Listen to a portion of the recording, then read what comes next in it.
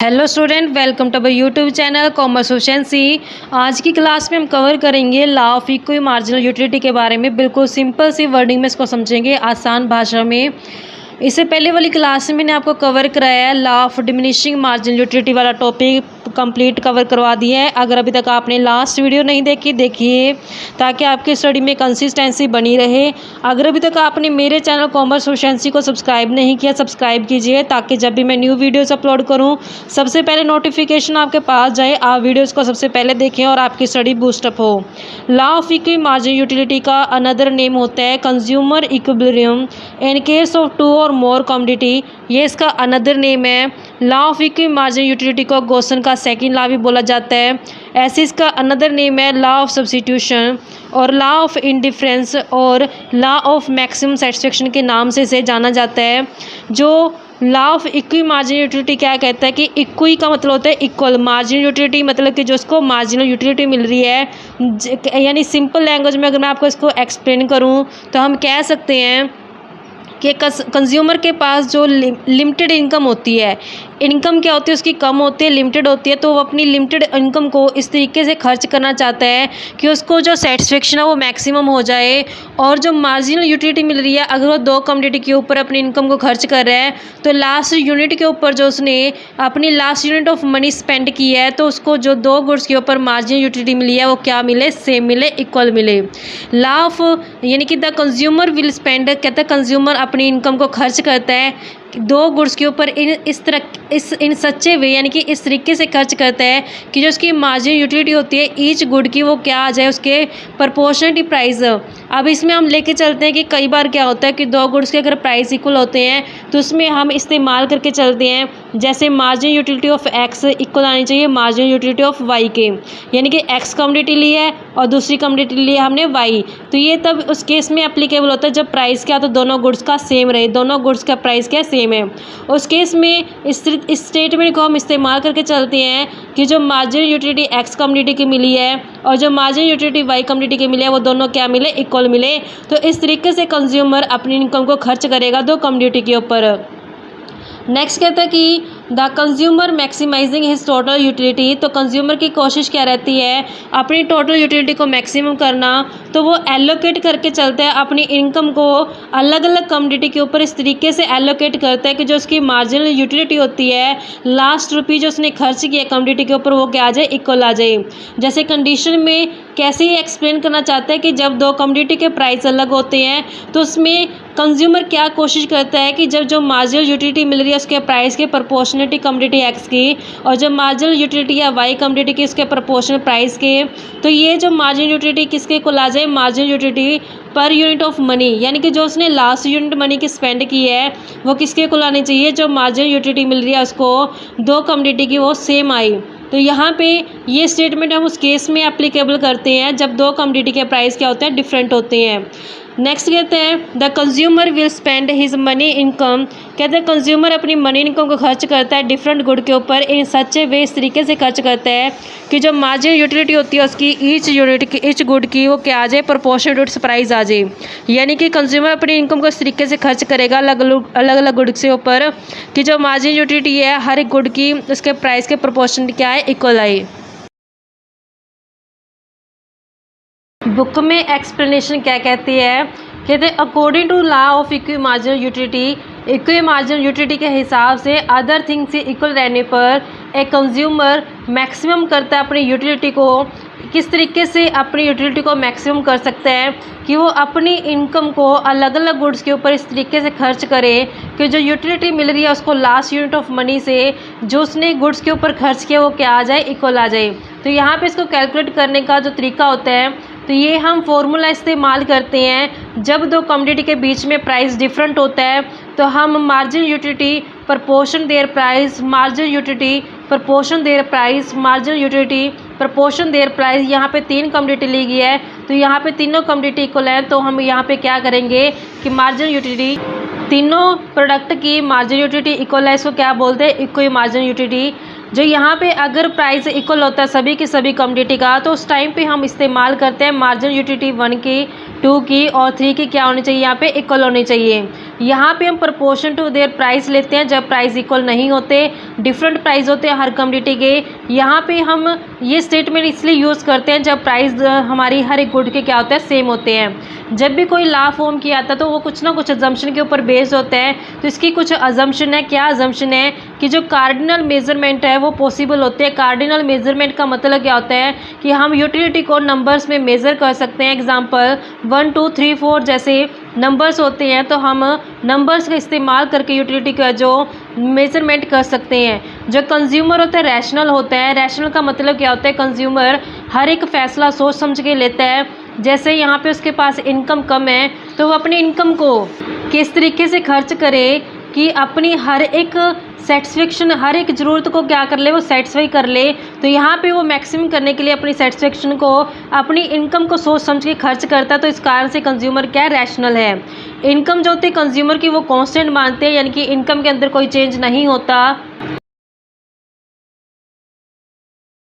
जो marginal utility होती है मनी की वो कांस्टेंट मानी जाती है। जो प्राइस होते हैं कमोडिटी का वो भी कांस्टेंट मानते हैं हम। कमोडिटी डिवाइड की जाती है स्मॉल यूनिट्स के अंदर, यानी कि डिविजिबल होती है जो कमोडिटी होती है। इसका मतलब क्या है कि जो कंज्यूमर अपनी इनकम को स्पेंड कर सकता है, स्मॉल यूनिट ऑफ मनी से 1 रुपये भी उसको खर्च कर सकता है, यानी 1 रुपये में भी है जो गुड्स को परचेज़ कर सकते हैं। जो कंजप्शन की जाती है वो एक टाइम पीरियड के अकॉर्डिंग हम लेके चलते हैं। जैसे इसके एक टेबल के हिसाब से मैं आपको समझाती हूँ। एग्ज़ाम्पल ले लेते हैं कि जो कंज्यूमर की इनकम है, इनकम में सिर्फ उसके पास 5 रुपये हैं, यानी कि इनकम में क्या है, सिर्फ उसे 5 रुपये है जो खर्च करने हैं। तो उसमें 2 गुड्स के ऊपर खर्च करने हैं, एक मैंगो और दूसरा लेके चलता है वो मिल्क। तो मान लेते हैं कि इनका प्राइस क्या, दोनों का सेम 1 रुपया पर केजी के हिसाब से, 1 रुपीज़ पर केजी के हिसाब से हम इसको लेके चलते हैं। तो यहाँ पे रुपीज़ लेके चलते हैं, कैसे वो स्पेंड करेगा। रुपीज़ ले लेते हैं, 1 2 3 4 5 रुपये हैं उसके पास। जो मार्जिन यूटिलिटी है मैंगो की ले लेते हैं। ऐसे ही हम सेम मार्जिन यूटिलिटी ले लेते हैं मिल्क की। तो यहाँ पे मार्जिन यूटिलिटी 12 है, 10 8 6 और 4, इसकी 10 8 6 4 और 2। तो यहाँ पे कंज्यूमर अपनी इनकम को कैसे खर्च करेगा कि जो वो 1 रुपया खर्च कर रहा है, कंज्यूमर यहाँ पे जो उसने 1 रुपया खर्च करेगा वो कंपैरिजन करेगा कि मार्जिनल यूटिलिटी किसकी ज़्यादा है। तो यहाँ पे 12 है, यहाँ पे 10 है, तो मार्जिनल यूटिलिटी मैंगो की ज़्यादा, तो अपना 1 रुपया वो यहाँ पे खर्च कर देगा और दूसरा रुपया वो वहाँ खर्च करेगा जहाँ उसको मैक्सिमम यूटिलिटी मिलेगी, मार्जिनल यूटिलिटी मैक्सिमम मिलेगी। यहाँ भी 10 है, यहाँ भी 10 है, तो चाहे कंज्यूमर यहाँ खर्च कर दे चाहे कंज्यूमर यहाँ खर्च कर दे, दोनों की मार्जिनल यूटिलिटी क्या सेम है। मान लो कि दूसरा रुपया कंज्यूमर ने यहाँ खर्च कर दिया, तो अब तीसरा रुपया कहाँ खर्च करेगा। इसकी मार्जिनल यूटिलिटी 8 है, इसकी 10 है, तो ज़्यादा यूटिलिटी कहाँ मिल रही है उसको, मिल्क में। तो तीसरा रुपया उसने यहाँ खर्च कर दिया, उसके पास टोटल 5 रुपये हैं, तो चौथा रुपया वो कहाँ खर्च करेगा, चाहे तो यहाँ खर्च कर दे चाहे यहाँ खर्च कर दे, क्योंकि दोनों की मार्जिनल यूटिलिटी सेम है। अब यहाँ पे मान लो कि एग्जांपल के लिए उसने चौथा रुपया यहाँ खर्च कर दिया, तो अब 5वां रुपया कहाँ खर्च करेगा, जहाँ उसको मैक्सिमम मार्जिनल यूटिलिटी मिलेगी। यहाँ भी 8 है, यहाँ 6 है, तो 8 ज़्यादा है, तो अपना 5 रुपया उसने कहाँ खर्च कर दिया, यहाँ पे खर्च कर दिया। तो यहाँ पे जब हमने पढ़ा था कि मार्जिनल यूटिलिटी जो कमोडिटी एक्स की इक्वल होनी चाहिए मार्जिनल कमोडिटी वाई की, तो ये उस केस में लागू होता था जब प्राइस क्या होता था, दोनों कमोडिटी का सेम रहता था। तो यहाँ पे हमने देखा कि प्राइस दोनों कमोडिटी का सेम है, तो यहाँ पे जो लास्ट रुपया उसने खर्च किया है, तो लास्ट रुपया खर्च करने से जो मार्जिनल यूटिलिटी है दोनों कमोडिटी की क्या होगी, सेम आ गई है। 8 रुपये मार्जिनल यूटिलिटी उसको मैंगो की मिली है, 8 रुपये उसको यूटिलिटी किसकी मिल रही है, मिल्क की मिल रही है। तो यहाँ पे कंज्यूमर डिसाइड करेगा कि 3 रुपये तो वो कहाँ खर्च कर देगा, 3 रुपये खर्च कर देगा वो मैंगो के ऊपर, और जो 2 रुपये कहाँ खर्च कर देगा वो मिल्क के ऊपर, क्योंकि यहाँ से उसको इक्वल मार्जिनल यूटिलिटी मिल रही है। तो यहाँ पे मार्जिनल यूटिलिटी क्या उसकी इक्वल है। तो इस तरीके से कंज्यूमर है जो अपनी इनकम को स्पेंड करेगा। अभी ये तो केस था कि अगर प्राइस सेम थे, कांस्टेंट थे। अगर नेक्स्ट केस में आपको करवाती हूँ कि अगर एग्जांपल के लिए मान लो कि 2 कमोडिटी के प्राइस डिफरेंट हो, तो उस केस में हम कैसे कर सकते हैं। अगर मान लेते हैं कि यहाँ पे भी जो टोटल इनकम कंज्यूमर ने स्पेंड करनी है टोटल इनकम है कंज्यूमर के पास 75 रुपये। तो 75 रुपये को कैसे खर्च करेगा। मान लेते हैं कि प्राइस है जो गुड्स का, प्राइस ऑफ ए गुड्स का है जो 10 रुपये है और बी का क्या है 5 है। तो यहाँ पे प्राइस क्या हो चुका है, डिफरेंट हो चुका है। तो यहाँ पे एग्जांपल के लिए ले लेते हैं कि क्वांटिटी ले लेते हैं। यहाँ पे 6 तक ले लेते हैं, 1 2 3 4 5 और 6 तक क्वांटिटी ले लेते हैं। अब यहाँ पे मार्जिनल यूटिलिटी ले लेते हैं। मान लेते हैं गुड्स ए की पहले ले लेते हैं, तो 100 है, फिर 90, फिर 80, 70, 60 एंड देन 50। फिर ऐसे हम ले लेते हैं मार्जिनल यूटिलिटी प्रोडक्ट बी की। तो यहाँ पे इसकी मार्जिनल यूटिलिटी ले लेते हैं 35, 30, 25, 20, 15 और 10। तो इस तरीके से हमने मार्जिनल यूटिलिटी ले ली है। मैंने आपको बताया था कि जब दो गुड्स के प्राइस डिफरेंट होते हैं तो उस केस में हम इस्तेमाल करते हैं मार्जिनल यूटिलिटी ऑफ ए और प्राइस ऑफ ए प्रोपोर्शनेट कर देते हैं मार्जिनल यूटिलिटी ऑफ बी और बी के प्राइस के प्रोपोर्शनल ले लेते हैं। तो अब यहाँ पे हम कैलकुलेट करके चलते हैं marginal utility divide by price of A को। तो जब हम 100 डिवाइड बाय प्राइस, इसका हमने 10 माना है, 10 आ जाएगा। ऐसी मार्जिनल यूटिलिटी 90 है, 10 से डिवाइड करेंगे 9 आ जाएगा। 80 डिवाइड बाय 10 करेंगे 8 आ जाएगा। 70 डिवाइड बाय 10 करेंगे 7 आ जाएगा। 60 डिवाइड बाय 10 करेंगे 6 आ जाएगा। 50 डिवाइड बाय 10 करेंगे 5 आ जाएगा। ऐसे हम नेक्स्ट मार्जिनल यूटिलिटी कैलकुलेट कर लेते हैं बी प्रोडक्ट की। तो यहाँ पे भी हम सेम फार्मूला इस्तेमाल करेंगे जैसे मार्जिनल यूटिलिटी बी, इसके प्राइस के प्रोपोर्शनेट ले लेते हैं प्राइस ऑफ बी के। तो यहाँ पे 35 मार्जिनल यूटिलिटी है, तो 5 हमने इसका प्राइस रखा है 7 आ जाएगा। ऐसे 30/5 6 आ जाएगा। 25/5 5 आ जाएगा। 20/5 4 आ जाएगा। 15/5 3 आ जाएगा। 10/5 2 आ जाएगा। इस तरीके से हमने मार्जिनल यूटिलिटी कैलकुलेट कर लिया है। अब हम चेक करेंगे कि इक्वल मार्जिनल यूटिलिटी कहाँ है।